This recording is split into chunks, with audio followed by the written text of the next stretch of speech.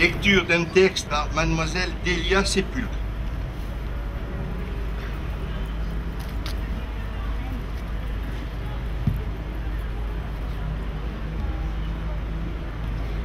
Jamais nous n'aurions connu les déportations politiques, accompagnées parfois d'exterminations massives savamment organisées dans les chambres à gaz et les fours crématoires, ni les tortures et expériences barbares et inhumaines, sans parler des otages que l'on exécute impitoyablement, ni des multiples sévices raffinés du sadisme nazi. Pourra-t-on jamais effacer de nos mémoires et de celles des générations à venir les noms sinistres et lugubres de Ravensbrück, Buchenwald, Auschwitz, Dachau, pour ne citer que les camps de la mort les plus affreusement connus, qui sont autant de plaies gangréneuses et purulentes ouvertes au flanc de notre civilisation. Comment pourrait-on oublier les discriminations raciales et le génocide des enfants d'Israël que les Ariennes ont partout exterminés en les montrant à la vindicte publique par l'étoile jaune de David et en les chargeant de tous les maux qui s'abattaient sur notre planète, alors même où actuellement une vague d'antisémitisme éhonté et criminel déferle sur des peuples se disant à l'avant-garde de la civilisation et du progrès, et où le racisme ne veut mourir que dans une lutte sanglante et fratricide. Crime contre l'humanité dont elle détruit les bienfaits du progrès et de la civilisation.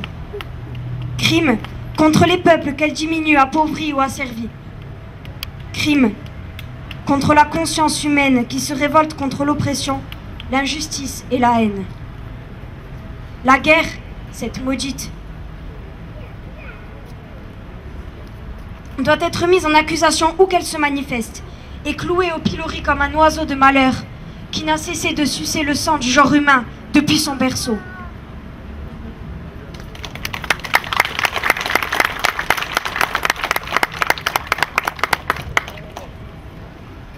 Lecture d'un texte de Madame Noël Vincenzini par Mademoiselle Fadoua Mariva au nom de Abba Basta.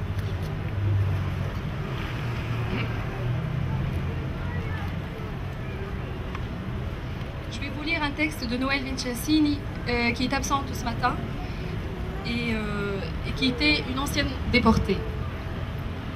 Contrairement aux précédentes commémorations des abominables rafles du Veldiv de 1962 par la police française, je ne peux être parmi vous aujourd'hui, mais je suis présente de toute mon âme.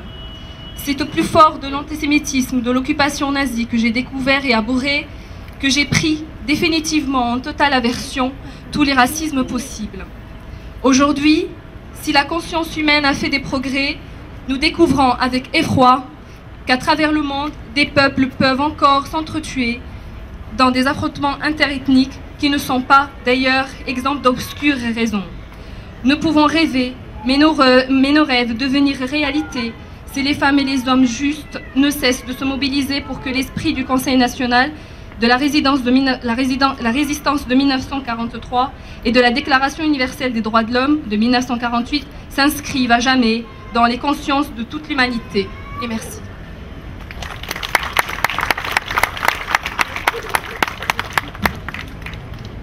Lecture du message de M. Hubert Falcou, secrétaire d'État à la Défense chargé des anciens combattants, par M. le secrétaire général de la préfecture de Corse du Sud.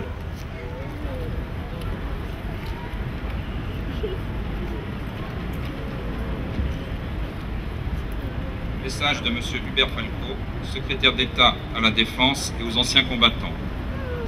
Aujourd'hui, la nation s'incline avec un infini respect et une profonde douleur devant la mémoire des victimes des crimes racistes et antisémites de l'État français. Elle rend également l'hommage qu'il mérite aux justes de France. Il y a 70 ans, l'État français s'engageait dans la voie de la collaboration et prenait part à l'arrestation, puis à la déportation de milliers d'hommes, de femmes et d'enfants. Ce fut le temps de la honte. Ce fut le temps du renoncement. Ce fut le temps du reniement. Au service de l'Allemagne nazie, des Français trahirent les idéaux qui avaient fait la France, qui en constituent son génie et sa marque singulière devant l'histoire. Des lois scélérates furent édictées, niant les fondements mêmes de la Déclaration des droits de l'homme et du citoyen. L'impensable advint. On pourchassa les Juifs parce qu'ils étaient Juifs. On interna les Tziganes parce qu'ils étaient Tziganes. On traita les tirailleurs sénégalais comme des sous-hommes. Des Français livrèrent aux nazis d'autres Français parce qu'ils étaient résistants, opposants, politiques, homosexuels. Près de 75 000 Juifs de France furent arrêtés et déportés vers les camps de la mort entre 1941 et 1944. Seuls 2500 en revinrent. Nous nous souvenons aujourd'hui de la mémoire de chacune des victimes. Nous nous souvenons des circonstances inhumaines dans lesquelles elles furent arrachées à leur foyer, à leur quartier, à un pays qu'elles aimaient plus que tout. Nous nous souvenons de la rafle du Veldiv, les 16 et 17 juillet 1942, à Paris. Près de 13 000 hommes, femmes et enfants juifs furent arrêtés par l'occupant, aidés de Français, puis enfermés au vélodrome d'hiver dans des conditions ignobles, avant d'être acheminés vers d'autres camps d'internement et de partir pour Auschwitz et leur mort planifiée. Ce fut la rafle la plus importante par le nombre de ses victimes. Elle demeure dans notre mémoire collective comme le symbole le plus criant, la marque indélébile de la politique de collaboration antisémite qu'il y a à l'État français au Troisième Reich. Il est temps qu'aujourd'hui prenne également place dans notre mémoire nationale le drame des Tziganes. Ils furent pourchassés par le régime de la collaboration, enfermés dans des camps d'internement disséminés sur le territoire français et privés d'une liberté qui pourtant constitue la vie même des gens du voyage. Pourtant, à ces heures terribles, malgré la machine implacable de l'idéologie raciste et antisémite et face à l'occupant, d'autres Français choisirent la voie de l'honneur et de la dignité. Dans l'ombre, ils apportèrent un soutien vital aux Juifs persécutés. Ils les cachèrent, les aidèrent à fuir, firent ce qu'ils purent pour sauver des innocents de la main du bourreau. Tout comme les résistants surent garder vivante la flamme du pays de la liberté, les justes de France rendirent son honneur et sa conscience au pays des droits de l'homme.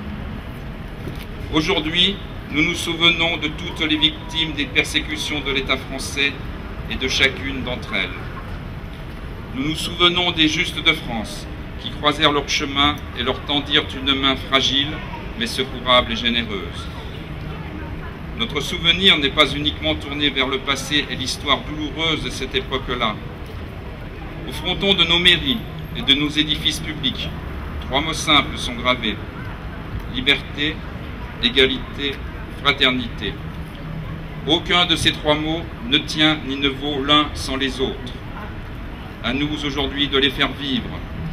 C'est ainsi que nous rendrons le mieux hommage aux victimes et que nous pourrons nous montrer dignes des justes de France. Notre mémoire est une mémoire vivante, une mémoire engagée, une mémoire en action. Vive la République, vive la France.